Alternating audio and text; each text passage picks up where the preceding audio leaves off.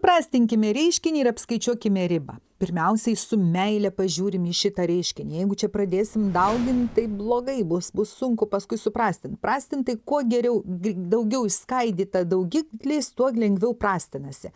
Tai jeigu mes pažiūrėsim, mes pamatysim, kad čia dvejetuką galima iškelti prieš skliaustus. Taigi, aš rašau riba, kai x artėja į 4, čia 3x minus 1 perrašau, čia dvejetuką iškeliu prieš skliaustelius, x minus 4 ir vardiklė yra x minus 4. Susiprastina man ir kągi aš gavau, riba, x artėja į 4, čia yra dvejetukas padaugintas iš 3x minus 1. Lygu, tiesiog įsirašau vietoj x-iuko 4. 2 kart 3 kart 4 minus 1, kągi aš čia gaunu, 3 kart 4 12, atimsiu 1 11, 2 kart 11 yra 22.